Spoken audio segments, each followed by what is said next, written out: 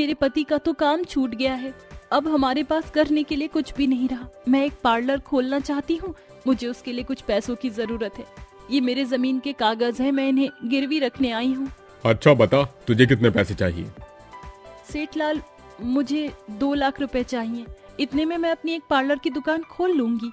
सेठलाल उसे 2 लाख रुपए देने के लिए तैयार तो हो जाता है, लेकिन सेठलाल पैसे देने से पहले उससे एक पेपर पर दस्तखत करवा लेता है। अगर तुमने 6 महीने में मेरे सारे पैसे वापस नहीं लौटाए तो मैं तुम्हारी जमीन पर कब्जा कर लूंगा। श्रुति को कुछ समझ नहीं आता और वो चुपचाप पैसे लेकर घर आ जाती है। वो सबसे पहले पैसे अपने मंदिर में अपनी देवी माँ के चरणों में चढ़ा देती है। देवी माँ, मैं आपके आगे हाथ जोड़ती हूँ। मैं एक नई दुकान खोलने की सोच रही हूँ। आप अपनी कृपा दृष्टि मेरी दुकान पर बरसाई रखना।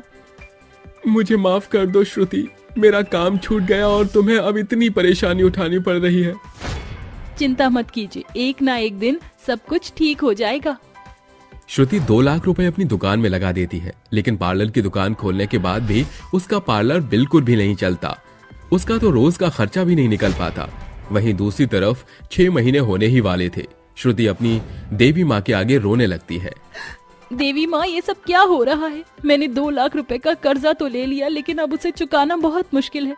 मेरी दुकान भी चल नहीं रही। देवी माँ, कुछ करो। तभी देवी माँ की मूर्ति के अंदर से साक्षात देवी माँ निकलकर श्रुति के सामने प्रकट होती हैं।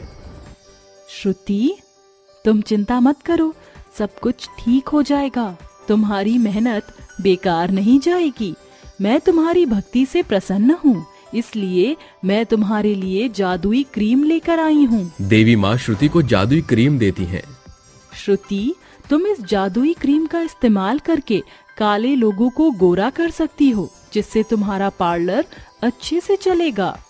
ऐसा कहकर देवी माँ वहाँ से गायब हो जाती हैं और श्रुति जादुई क्रीम को अपने पार्लर में ले आती है। उसके पार्लर में आते ही एक कस्टमर आती है।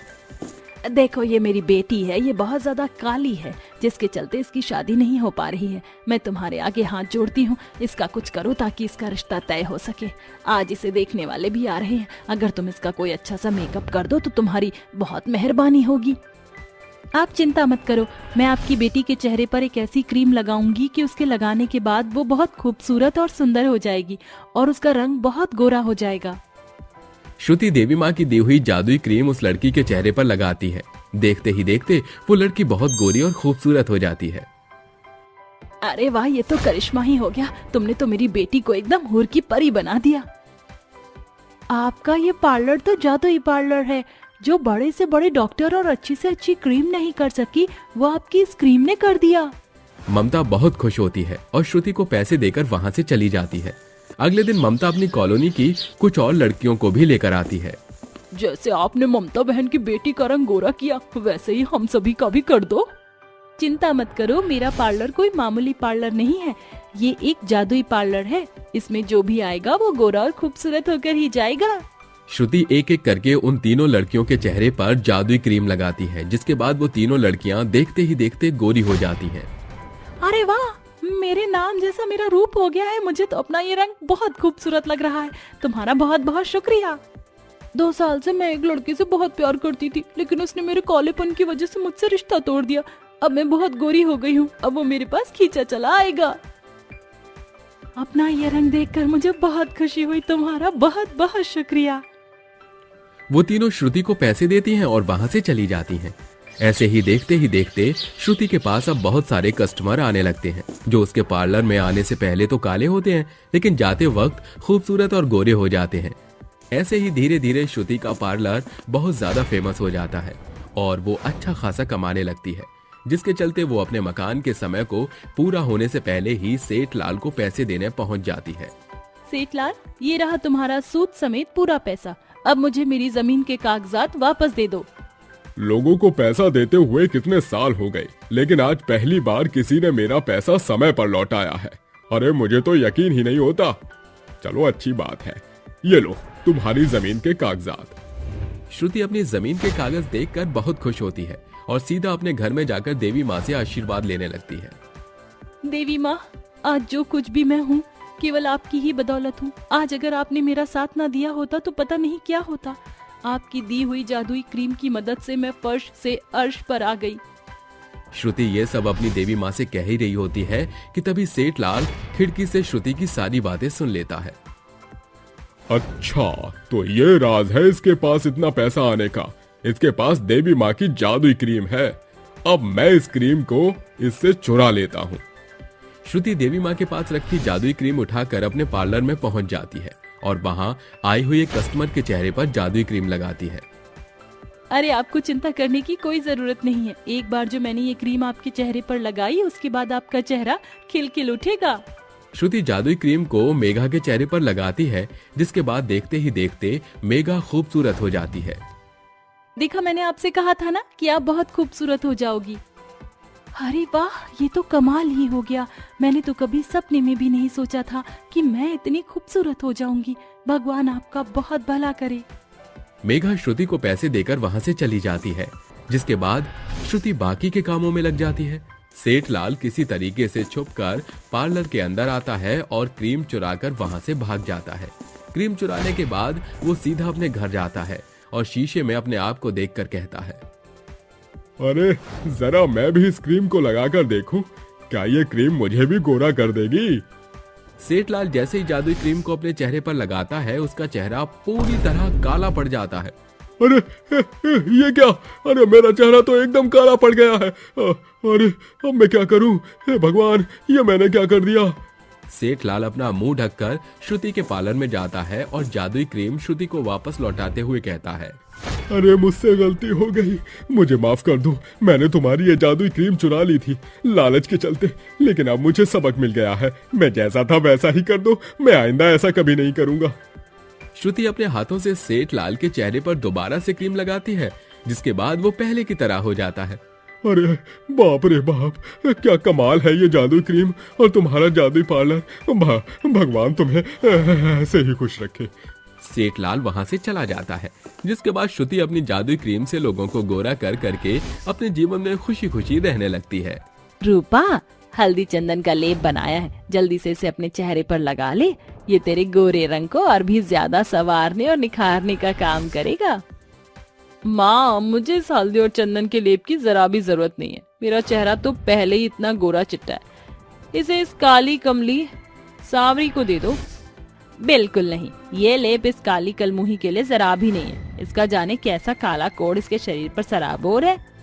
चाची, माना कि मैं बदसूरत हूँ, मगर हूँ तो इंसानी। अब भगवान ने मुझे सांवला बनाकर भेजा है, तो इसमें मेरा क्या दोष? अरे बंद कर अपनी बकैतियाँ। आई काली कलमुही, ज्यादा जबान चलाई तो तेरे कोयले से काले होंठ को ऐसी चोट दूंगी कि जीवन भर याद रखेगी। सावरी रोती बिलखती हुई काम करने लगती है। ये पहली दफा नहीं था जब सावरी को अपनी चाची और अपनी बहन के मुंह से बुरा बखान सुनने को मिला। सावरी ने होश भी न संभाला था कि उसके माता पिता का देहांत हो गया, जिसके बाद सावरी चाचा चाची के संग रहने लगी। सावरी अपनी स्वर्गवासी माँ की तस्वीर को हाथ में लिए बोलती है, माँ, चाची प्रत्येक दिन मुझे काले रंग के लिए कोसती रहती है। अपने ही घर में नौकरों से बढ़कर सतब सहती हूँ। आपकी बेटी सावरी को हमेशा अपने सावले रंग के लिए शर्मिंदा होना पड़ता है। रात के सन्नाटे में सावरी की सिसकियां साफ तौर से उसकी मनोदशा को दर्शा रही थी। उसकी आंखों से देर रात बेबसी की बौछार बरसती है। अगली सुबह, काली कोयला, सवेरे के 6 बज चुके हैं, चल उठ और काम पर भिड़ जा। जल्दी से मेरे लिए चाय ला। बस चाची, 5 मिनट में आपकी चाय लेकर आती हूँ। चंदा का सावरी और अपनी बेटी रूपा के प्रति दोहरा बर्ताव उसके रंग भेद को साफ शब्दों में साझा करता था। ये लो चाची चाय। जैसे ही चंदा चाय की पहली घूंट गले से उतारती है, वो गर्मा गर्म चाय सावरी के चेहरे पर उड़ेल देती है। चाय की गर्माहट से सावरी जोर शोर से चीखती है, माँ, मेरा चेहरा, चाची मेरा चेहरा जल रहा है। तो जल जाने दे काली कमली, किसी काम की नहीं है। तो जानबूझकर चाय के नाम पर चाशनी बनाकर लाई थी ताकि मैं मधुमेह की बीमारी से मर जाऊं। वैसे भी तेरा चितकबरा चेहरा निहारने लायक नहीं है। सावरी दर्द से करहाती हुई अपने कमरे की ओर दौड़कर आईने में खुद को देखती है। मेरा चेहरा चाची ने जला दिया। वो शकरकंद के जैसे मुरझा गया। बदसूरत तो तू पहले ही थी। अब दागदार भी हो गई। मुझे देख, मेरा चेहरा एकदम चांद सा चमचमा रहा है। हाँ। रूपा अपने गोरे रंग पर गुमान दिखाकर वहां से चली जाती है और सावरी अपनी स्वर्गवासी माँ की तस्वीर सीने से सटाकर कहती है, माँ, चाची ने जानबूझकर मेरा चेहरा जला दिया। माँ, आखिरकार मैं इतनी कुरूप और काली क्यों हूँ? काश कि मेरी भी सूरत और लड़कियों जितनी सुंदर होती। सावरी भाव विभोर होकर अपनी बदसूरती के बारे में सोचकर बहुत रोती है। तभी तस्वीर के पिछले भाग से एक चिट्ठी निकलती है। ये चिट्ठी तो सालों पुरानी प्रतीत हो रही है। शायद माँ ने ये मेरे लिए लिखी है। सावरी जैसे ही उस चिट्ठी को खोलती है, उसकी माँ का अक्ष चकाचौंध चमक के साथ चिट्ठी पर प्रतिबिंबित होता है। सावरी, मेरा ये संदेश तुम्हें सयाने पड़ाव पर मिलेगा। कोठी के एक खुफिया दीवार के दराज में मेरे साज श्रृंगार का एक बक्सा होगा। उसके भीतर एक जादुई फेस क्रीम होगा। मैं जानती थी कि भावी भविष्य में तुम्हें उसकी जरूरत आन पड़ेगी। जैसे ही तुम उस जादुई फेस क्रीम को अपने चेहरे पर लगाओगी, तुम्हारा चेहरा चमकते सितारों के सांचे में ढल जाएगा। किंतु स्मरण रहे, उस जादुई फेस क्रीम का असर सांझ के सूरज के संग ढल जाएगा। तब तुम पुनः अपना चेहरा धोकर उसे लगाना। उस जादुई क्रीम से तुम्हें अपनी कुरूपता से निजात मिल जाएगी। उसका प्रयोग एक सीमा में ही करना। चिट्ठी में लिखे बोल खत्म होते ही कुसुम का अक्ष ओझल हो जाता है। सावरी कोठरी में आकर खोजबीन करती है। मिल गया माँ बक्सा। सावरी जैसे बक्सा खोलती है, जादुई फेस क्रीम उसके हाथ लगती है। जरूर वह जादुई फेस क्रीम यही होगी। मुझे फौरन इसे अपने चेहरे पर लगाना होगा। सावरी शीशे के सामने खड़ी होकर जैसे ही जादुई फेस क्रीम को अपने चेहरे पर लगाती है, एक चकाचौंध चमक उसे सिर से पांव तक सराबोर कर देती है और सावरी खुद को देख स्तब्ध रह जाती है। क्या ये मेरा ही सुंदर चेहरा है? कहीं ये सुंदर सूरत कोई स्वप्न तो नहीं? शुक्रिया जादुई फेस क्रीम, तुमने तो मेरी काया पलट ही कर दी। अरे ओ सावरी, इतना काला कुमलाया चेहरा एकाएक चांद जैसा कैसे चमक उठा? क्यों चाची, आप चुप ही रहेंगी? कुछ कहेंगी नहीं? अरे कोई आसमान की बुलंदी नहीं छू ली तूने। तेरा ये सुंदर सूरत किसी सौंदर्य प्रसाधन का कमाल होगा। बस 4 दिन की चांदनी, फिर वही अंधेरी रात आएगी। देखना रूपा। सावरी के सामने तो दोनों माँ बेटी स्वांग तो रच लेती हैं। सांझ होते ही सावरी का चेहरा पहले की भांति भद्देपन में ढलना शुरू हो जाता है। इससे पहले कि मेरा चेहरा काला हो, मुझे जल्दी से जादुई क्रीम को चेहरे पर लगाना होगा। सावरी अपना मुंह धोकर फौरन जादुई फेस क्रीम को चेहरे पर लगाकर कहती है, ए जादुई क्रीम, इसी पलछिन मेरे सूरत को सुंदरता में शुमार कर दो। सावरी के स्वर शब्द सुनकर जादुई फेस क्रीम उसकी सूरत को सुनहरी सुंदरता से सराबोर कर देता है। ये देख बाहर खड़ी उसकी चाची और रूपा कहती है, अच्छा, तो इस जादुई क्रीम से इसके चेहरे की काया पलट हुई है। माँ, इसकी सुंदरता मेरे सीने में फांस की तरह चुभ रही है। चिंता ना कर रूपा, आज रात इसके सोने के बाद ये जादुई क्रीम हम चुरा लेंगे।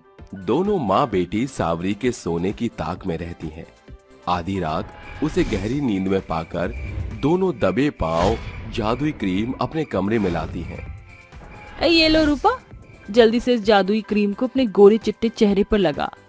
रूपा जल्दी से जादुई फेस क्रीम को अपने चेहरे पर लगाकर शीशे में निहारती हुई कहती है, ए जादुई फेस क्रीम, जल्दी से मेरा चेहरा सावरी के सूरत से भी सुंदर कर दे। माँ, ये जादुई क्रीम अपना कौतुक करतब क्यों नहीं दिखा रही है? सब्र रख रूपा, इतनी आतुरता भली नहीं। एकाएक रूपा का रूप सर से पांव तक काले भद्दे रूप में सराबोर हो जाता है। माँ देखो, जादुई क्रीम ने मेरे सुंदर चेहरे को काला कर दिया। अब मैं क्या करूँ? अरे तू पहले इतनी गोरी चिट्टी थी, देखना ये जादुई क्रीम चंदा के रूप को कैसे चमकाती है। अपने सुंदर रूप का स्वार्थ साधने के लिए चंदा भी जादुई क्रीम को अपने चेहरे पर लगाती है। चंदा भी सिर से लेकर पांव तक काली हो जाती है। हाय री अम्मा, इस जादुई क्रीम ने तो मेरा भी चेहरा चितकबरा कर दिया। अरे ये कैसी क्रीम है? चंदा के चीखने की आवाज सुनकर सावरी वहां आती है। क्या हुआ चाची, आप इतनी रात को चीख क्यों रही हैं? अरे सावरी, देख तेरी चाची के चेहरे का क्या दशा हो गई। तेरे जैसा रूप पाने की होड़ में हम दोनों ने छिपकर ये जादुई क्रीम लगाई। हमारा चेहरा संवारने निखरने की बजाय बतौर बदसूरत में बदल कर कुछ कर बिटिया। जरूर आप दोनों ने जादुई क्रीम का इस्तेमाल जरूरत से ज्यादा मात्रा में किया है।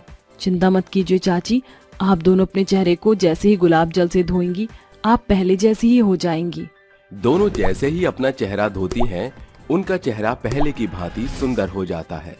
सावरी, तेरी चाची ने हमेशा तेरे काले रंग के लिए तुझे कोसा, मगर तूने आज भी हमारी मदद की। हाँ सावरी, मैंने भी अपने गोरेपन का गुमान दिखाकर तुम्हें कितना बुरा भला कहा।